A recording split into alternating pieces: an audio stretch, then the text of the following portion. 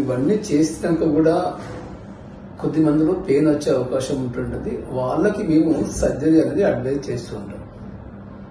Surgery ఎవరికి అవసరము అంటే ఈ మెడికేషన్స్, ఈ ఇంటర్వెన్షన్ ప్రొసీజర్స్ ఇచ్చినా కూడా పెయిన్ అనేది తగ్గని వారికి ఒకటి, బ్లాడర్ బవల్ కంట్రోల్ తప్పిన వారికి, మూడోది ఫుడ్ డ్రాప్ అంటే ఫుడ్ అనేది కొంచెం లిఫ్ట్ చేయడం ఉంటుంది వాళ్ళకి. సో వాళ్ళకి మాత్రమే ఈ సర్జరీ అనేది అడ్వైజ్ చేస్తూ ఉంటుంటాం.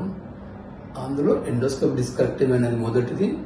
It is day care procedure ఒకటి. మల్టిపుల్ డిస్క్లు ఉన్నాయనుకోండి వాళ్ళకు ల్యామినెక్టమీ కూడా అడ్వైజ్ చేస్తూ ఉంటుంటాం. ప్రివెన్షన్, ప్రాపర్ ఎక్సర్సైజ్ ఒకటి, వెయిట్ మెయింటెనెన్స్ ఒకటి. ఇది యూజువల్గా సియాటికా పెయిన్ అనేది వెయిట్ లిఫ్టింగ్ వల్ల ఎక్కువ వస్తుంది కాబట్టి ప్రాపర్ కేర్ తీసుకొని వెయిట్ ఎత్తడం ద్వారా ఈ పెయిన్ అనేది రాకుండా చూసుకోవచ్చు. Okay, bye, thank you.